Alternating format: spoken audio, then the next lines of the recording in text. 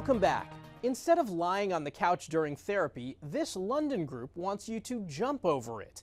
Esprit Concrete combines parkour with clinical therapies, hoping to improve a patient's well-being through their unique counseling. Is it going to come down? The relaxed atmosphere makes it easier for patients like Arturo Upali to open up. I come here every week, not just because of the physical opportunities that it gives, but also the opportunities for me to talk to someone as if in therapy, while also given the opportunity to do something I love. We think that thought and we introduce another one. Dr. Katsuri Torquia says the therapy helps patients see and interact with the world in a new way. All of our sessions are designed to get people to experience parkour as a movement, jumping, vaulting, running, climbing. But every single session is informed with a psychological theme, whether that is working on anxiety or whether that's working on days when we're feeling a bit low. It's a combination of psychological skills and movement skills to lead to people feeling a little bit more equipped for what life throws at them.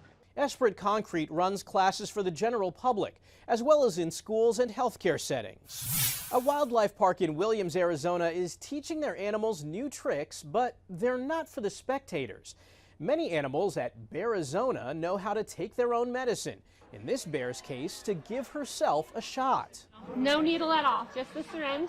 And we're doing kind of like a maintenance behavior with this little lady. So we have to build that trust up. And the only way to do that is by giving them complete control over the entire behavior. Trainer Jordan Stuckey says teaching these behaviors makes it safer to treat the animals, like when this jaguar had an issue with his tail. I actually did this morning and noticed that he had been actually sucking on it or licking it, over grooming it.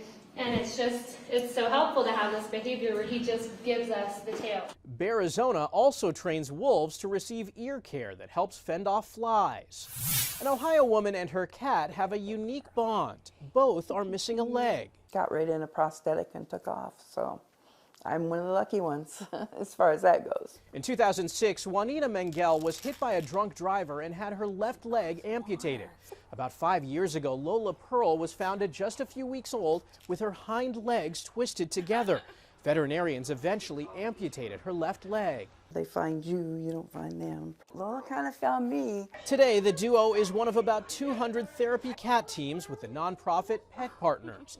They visit hospitals, nursing homes, and schools to help with therapy and improve patients' well-being. The goal of a therapy animal intervention is to share the love, the warmth of an animal to assist in whatever treatment objectives already exist for the client or the person receiving the services. Other therapy animals with Pet Partners include mini pigs, llamas, and alpacas. At this year's Tournament of Roses parade, a special float honored organ donors and recipients. Danya Backus introduces us to a hip-hop artist who has benefited greatly and given back in return.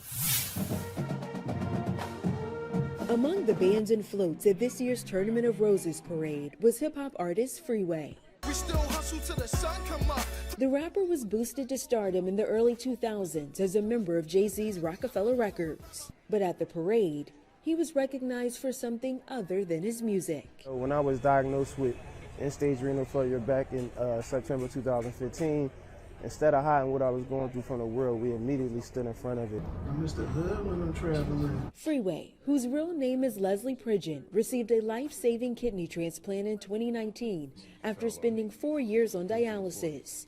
In 2020, when his son Jihad died unexpectedly, the family made the decision to pay it forward. That moment when they came to me in the hospital and asked me and my family, will we let him be an organ donor?